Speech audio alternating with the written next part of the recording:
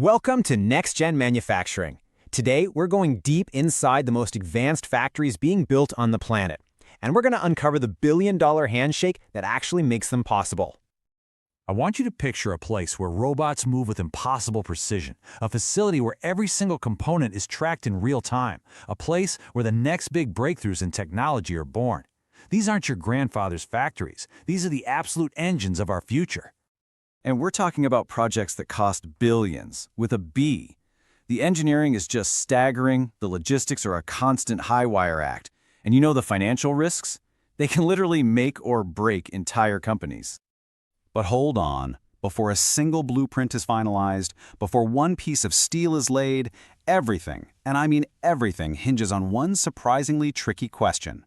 How in the world do we agree on a price for all this? So let's talk about the contract. And I want you to stop thinking of it as just a legal document. It's really more like the financial DNA of the entire project. It shapes the relationship between the client and the engineers from day one. And you don't have to take my word for it. Our source material for this explainer puts it perfectly. The engineering contract is, first and foremost, a financial contract. That one little shift in perspective, it changes everything. It means you've got to get the money right before the real engineering can even start. Okay, so if it's all about the money, how do they do it? Well, you can think of it like they have a toolbox with three main ways to price these massive, complex projects. Let's open it up and take a look at each one. First up, you've got the percentage fee. Now, on the surface, this one seems pretty simple, right? But it has this hidden flaw that can cause some really big problems down the line. So here's how it works. The engineer's pay is just a percentage of the project's final cost. So the more the project costs, the more the engineer gets paid. Our source is pretty blunt about this, calling the logic nonsense. And you can see why, right? It actually rewards spending more money and punishes trying to save it. It's completely backward. So, to get around that completely messed up incentive, most of the industry turns to a different tool. This one is the real workhorse, the fixed price contract, or what's known as a lump sum. It's pretty much exactly what it sounds like. One single price for the entire job, all agreed upon right at the start. The client gets that predictability they crave. And the engineer? Well, now they're rewarded for being efficient. Every single dollar they save is a dollar in their pocket. But, what happens when reality decides to throw a wrench in the works? These projects can be delayed for years sometimes. And in that time, inflation can just wreak havoc on a budget. All of a sudden, that fixed price doesn't feel so fixed anymore. And this is where the contracts get really clever. They have these built-in safety valves. Before work even starts, there's something called an adjustment.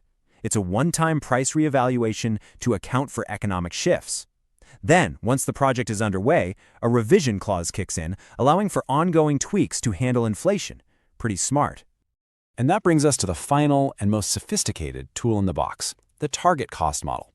See, this isn't just about a contract. It's designed from the ground up to create a real partnership where everybody is pulling in the same direction. This is the model you use when you're on the absolute bleeding edge of innovation. I mean, think about the very first Gigafactory or a totally new kind of biotech lab. How can you possibly put a firm price on something that has never, ever been built before? Well, they handle all that uncertainty by sharing the risk. Together, they set a target cost, a best guess. Then they add a little buffer, a tolerance range. If the engineers come in under budget, hey, they get a bonus. But if they go over, they have to pay a penalty. It's a simple but really powerful way to get everyone's interests aligned. But as our source points out, there's a paradox right at the heart of this whole thing. How can you set a price for something that doesn't really exist yet? It all comes down to one critical ingredient: trust. Without it, the whole model just falls apart. So, what's the big takeaway from all this? The contract you choose, it's not just about the money. It's a strategic decision. It's about deciding how you want to work together. Are you looking for a partner or just a provider? This table really lays it all out. That percentage fee, it puts pretty much all the risk on the client. The fixed price model, it flips it and puts it all on the engineer. But the target cost model, that's the one that forces them to get in the same boat and share both the risks and hopefully the rewards.